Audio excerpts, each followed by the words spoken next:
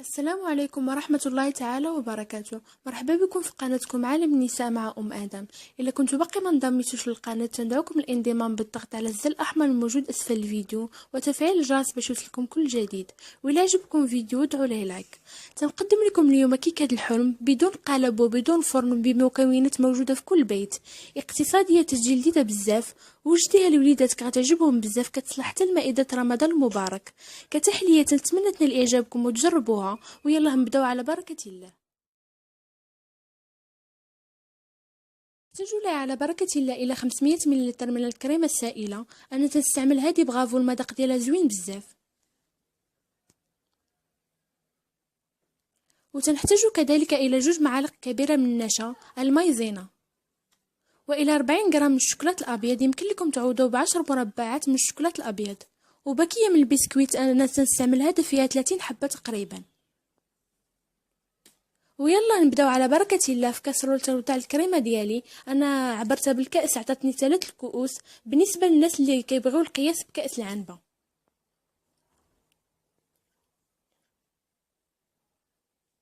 وتنضيف عليها النشا وتنحرك المكونات جيدا، وتنوضعها على نار مهيله مع التحريك المستمر.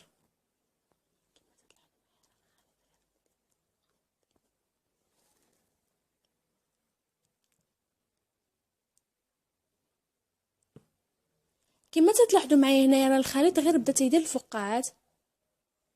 صافي غادي نطفي عليه النار وغادي نستمر في الخلط.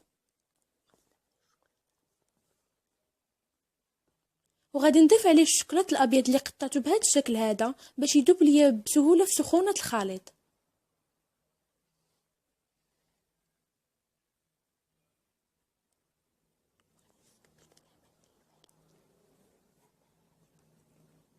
بهذه الطريقه كما تلاحظوا معايا. وغادي نسكب الكريمه ديالي في هذا الاناء.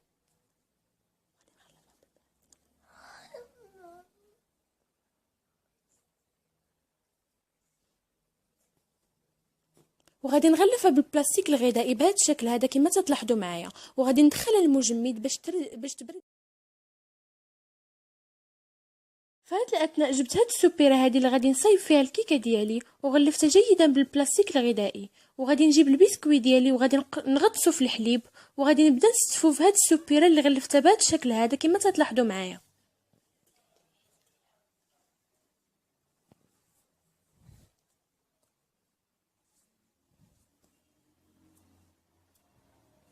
وغادي نستمر بنفس الطريقه حتى نعمر السبيره بالبسكوي.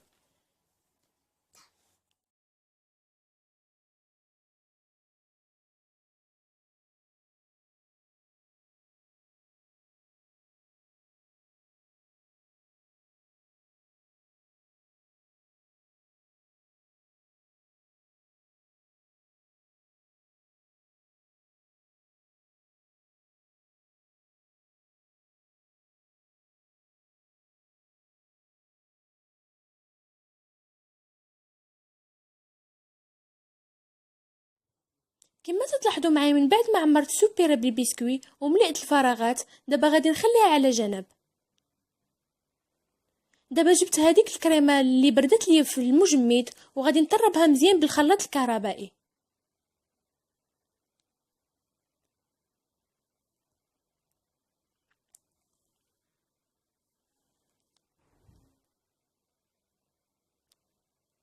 حصلت عليها بهذا الشكل هذا.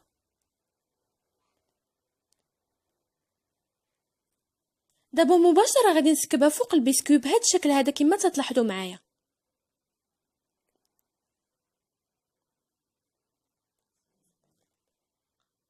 وغادي نسوي السطح ديالها بالملعقه.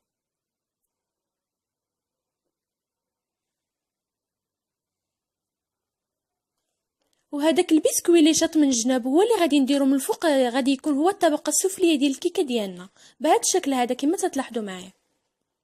وهنايا من بعد ما عمرت كاع الفراغات اللي عندي بالبسكوي، درت هذيك الباكيه البسكوي كامله وضغطت عليها مزيان باش ما يكونش شي فراغات.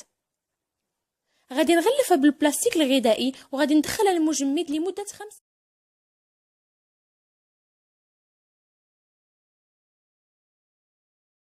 من بعد ما جمدت لي الكيكه دابا غادي نقلبها في هذا الطبسيل هذا وغادي نحيد ليها البلاستيك الغذائي.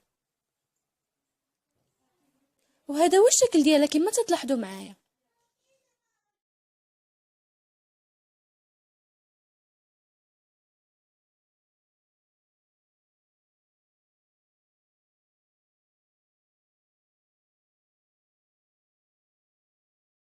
وهنا طلعت كأس عنبة من الكريمة السائلة اللي كانت باردة جدا بالطراب الكهربائي حتى ولات بهذا الشكل هذا، ودرتها في هاد لابوش باش نغلف بها الكيكة ديالي.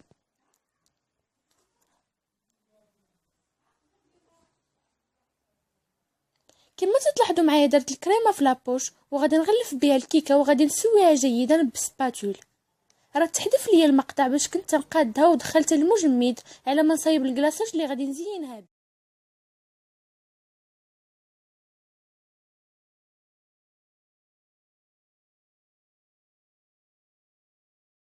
نحتاج لهذا الكلاصاج الى كأس عنبة من الحليب البارد، ساشية من الكاكاو المر او ملعقة كبيرة من الكاكاو المر، ملعقة كبيرة غير مملوءة من النشا، وملعقة كبيرة من السكر او حسب الذوق. نبداو على بركة الله. في هاد الكاسرول وضعت النشا والسكر ديالي وزدت عليهم الكاكاو المر وغادي نخلطهم شي شويه وغادي نزيد عليهم الحليب وغادي نخلط هاد المكونات. عاد غادي نوضعهم على نار مهيله حتى يعقد لي الخليط.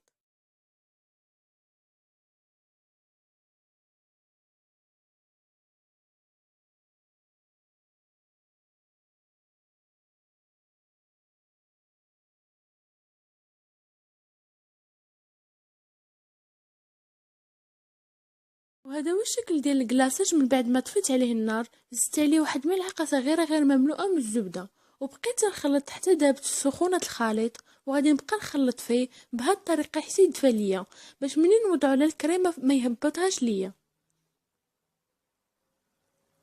دابا راه دافي. دابا غادي نوضعو على الكيكه بكل حذر وغادي نوزع جيدا غير بهاد الملعقه حتى تغطى ليا الكيكه ديالي كامله بالكلاصاج.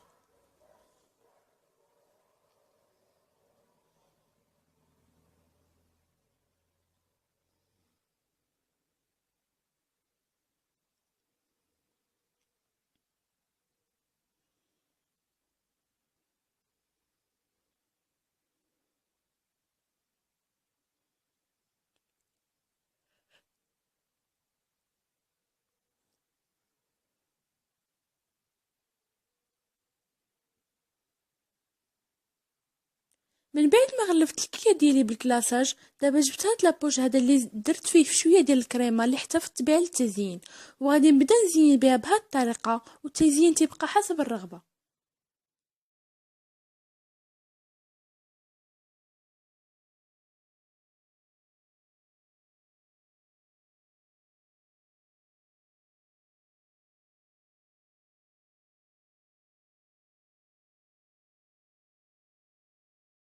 شويه ديال الفريز اللي قطعته بهذا الشكل هذا وغادي نزين به الكيكه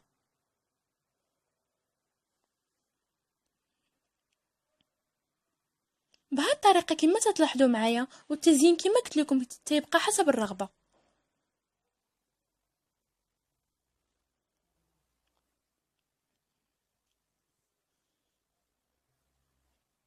ودخلوها المبرد او المجمد حتى تشد راسها.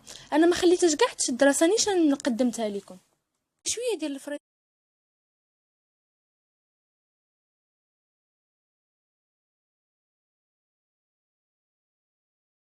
وهذه هي الكيكه ديالنا، كيكه الحلم. سميتها كيكه الحلم لان المذاق ديالها مثل الحلم، تتجي لذيذه بزاف بدون قالب وبدون فرن. وجدنا هذه الكيكه الرائعه والمنعشه بمكونات بسيطه كما لاحظتوا معايا. وجديها لوليداتك غادي تعجبهم بزاف، وقدميها كذلك في مائدتك الرمضانيه كتحليه تتجي رائعه. تتمنى تنال اعجابكم وتجربوها. وهذا هو الفيديو ديالنا. الى عجبكم ودعوا ليه لايك. الى الفيديو القادم بحول الله، في امان الله.